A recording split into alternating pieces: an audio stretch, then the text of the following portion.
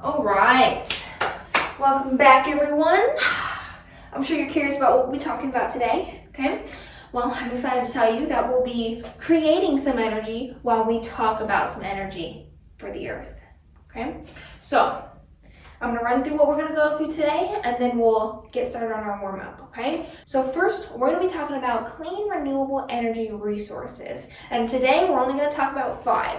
There are plenty more, but today we're only going to talk about 5, okay? So we're going to talk about wind, solar, nuclear, tidal, and hydro, okay? So we're going to go through all of those once and then we'll do our cool down, okay? So let's get started on our warm up.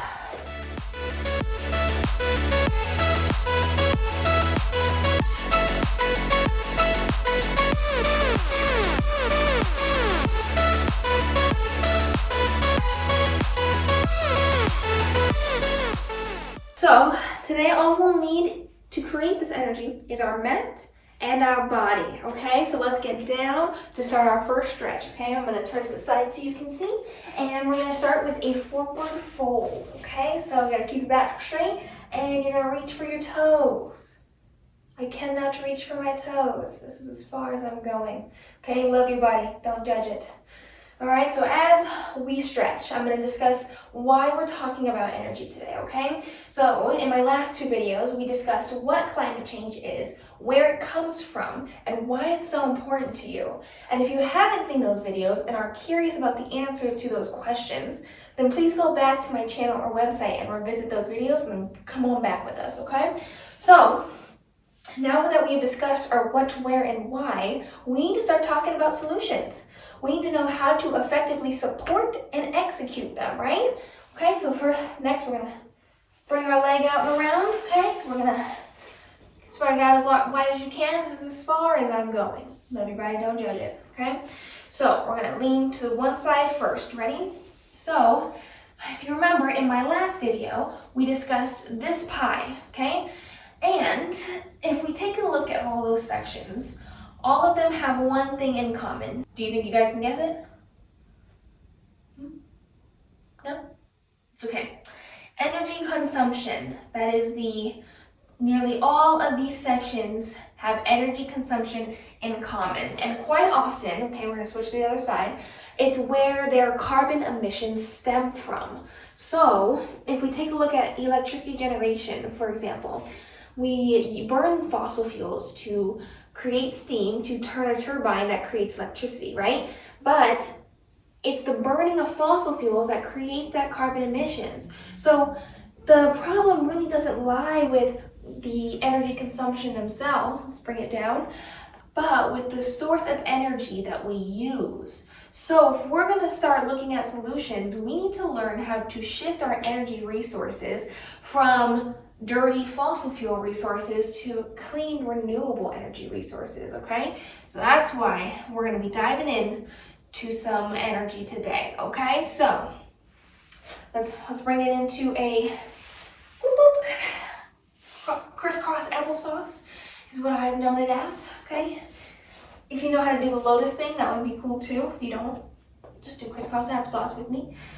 All right, we're gonna finish off this one with some meditation, okay? Some breath work, okay? In, let's breathe in and out.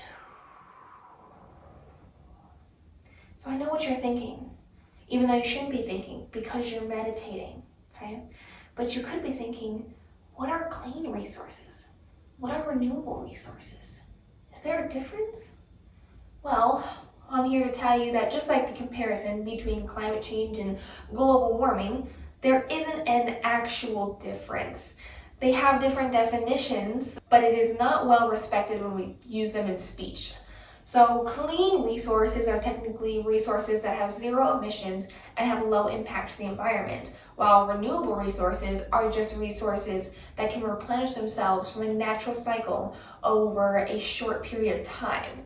We often use both of these hand in hand with one another, okay? One more deep breath in and out.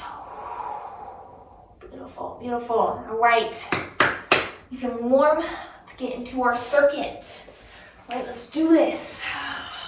Okay, all right. So our first is wind, okay?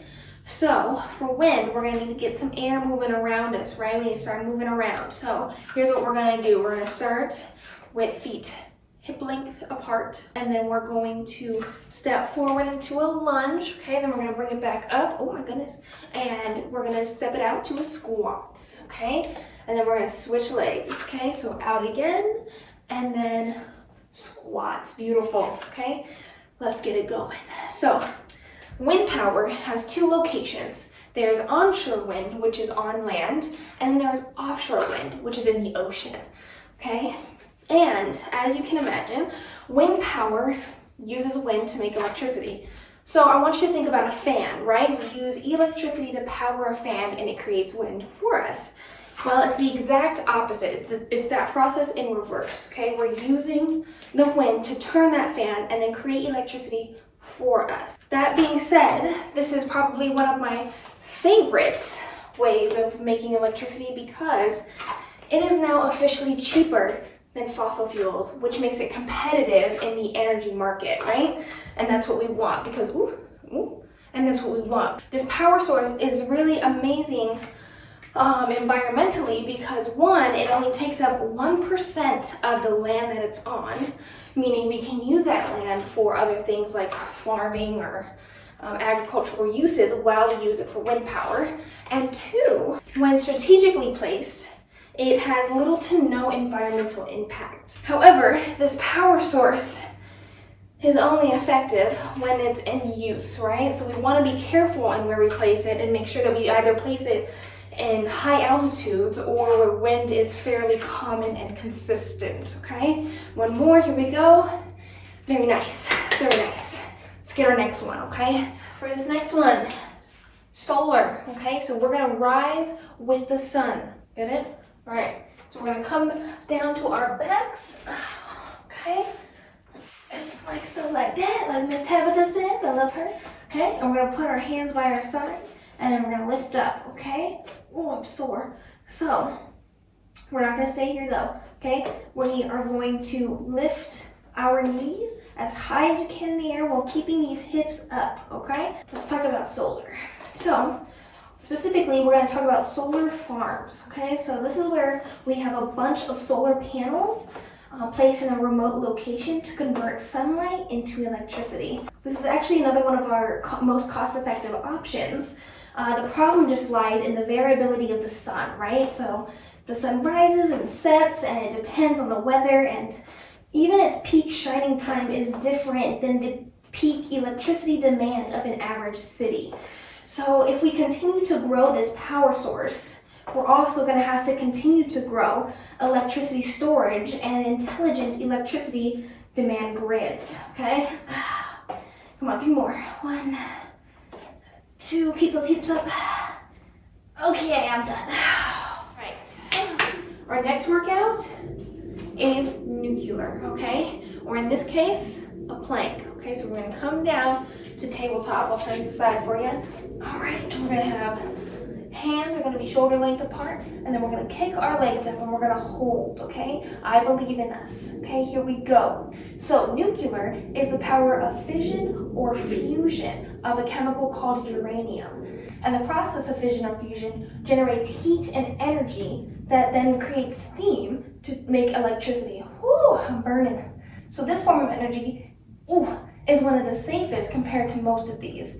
And it's also a form of energy that runs at its peak all of the time, hence the plank. Because of that aspect, we would also need more technology in battery storage and more intelligent electricity grids so that we can control the flow of electricity, because in a city, our energy and electricity demand fluctuates day by day, so running at its peak all the time isn't always helpful. At the moment, it's not being developed because it has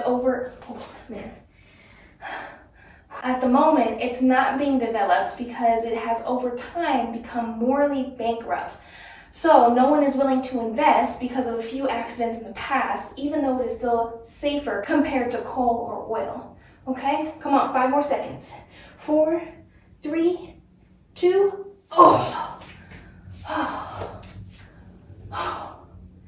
That was good. We did it good. Whew. All right, so we're gonna stay on the ground. And our next one is tidal, okay? So just like the tides, we're gonna go high and low, you feel me? So we're gonna go from boat to low boat, okay? So this is boat, and then we're gonna go to low boat. I wanna keep switching, okay? Ready? Hold on, let me fix my net. Okay, are we ready? All right, let's do this. So, okay. So tidal. Tidal is the use of tidal waves, or the motion of the waves, to turn a turbine to create electricity. It's going to be one of our most consistent power sources. However, I feel the burn. However, right now it's still extremely new and in its experimental stages. Plus, there are still many concerns that need to be worked out.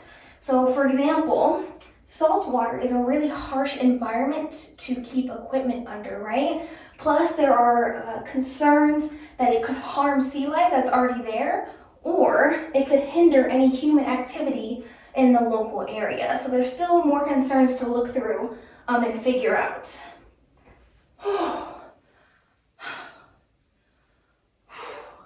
All right, people, last one, okay?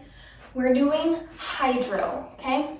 So for this one, we're gonna do Russian twists, okay? I had to think about that, I couldn't figure out what it's called. So I'm gonna go at a 45 so you can see what I'm doing, okay? So we're gonna be on here, and then we're gonna switch side to side, okay? You can make it a fist, you can keep it together, but just keep those hands together as we go, okay? So here we go. Hydropower. So this one's really fun because it's the use of falling water to create electricity. So imagine there's a river and it's just flowing. What we would do is redirect a stream from that river and run it through a hydro plant. And that through that hydro plant, the falling water would turn a turbine within it, okay? And that creates our electricity. I know, cool, right? While it can be a really reliable source for electricity, the problem comes with location. Places that can utilize this resource are not very common, and unfortunately, the places that can are native lands or natural ecosystems, right? And that can be a really big political problem if or when greed becomes an issue, okay? Come on, 3 more. 2, 1. Oh, we killed that. We killed that, okay? Let's start our cool down. All right, so let's stretch out these quads, hamstrings, all of it. Okay, so we're gonna have one foot out, and then we're gonna lean into it, okay? Just let it sink, okay? Let it feel it, okay? So before we finish up today, I just always wanna let you know the limitations of our information, right? So, unfortunately, none of these power sources can be used on its own, okay? So we can't just rely on one power source. They are all either too consistent or there are too many fluctuations to just rely on one completely, okay? So let's go ahead and switch sides real quick. So our power grid, or our demand of electricity, fluctuates from day to day and even hour by hour. So there's no one power source that can keep up with our fluctuations as humans. So being able to rely on and harness more than one power source is going to keep our electricity reliable and cheap, okay? So let's do a different one real quick. Woo! So we're going to do one last stretch. All right, so we're going to come down to our stomachs here. Oh, we're going to stretch out those abs, okay? So we're going to push up into a quick dog. Beautiful. Okay. So as we start to use more of these power sources, we're going to need more spread out and intelligent electricity grids. Okay, because right now everything is really concentrated because we only really needed one power source or very few power sources, right? But as we diversify, we're going to need electricity grids that can handle, interact, and control more than one power source and more than just a few power sources. Okay? Oh, all right, let's bring it up. Oh, amazing. All right, well done. We killed that, okay? We killed that workout together. So just to finish things up, energy shift is happening now, and it needs our advocacy and support to come out of these experimental stages and into commercialization, right? And now you know what one solution is. That's a start. And next week, we'll be talking about another solution that you can heavily influence right now. Okay, so don't forget to subscribe, follow my website or Instagram, and if you'd like, you can turn on that notification bell on YouTube so that you can get notifications when I post. Okay, never forget to leave any comments or questions, and most importantly, get some fluids and get a good recovery in, okay? Thank you so much for creating and talking about energy with me today, and I will see you next week. Sincerely, Ari.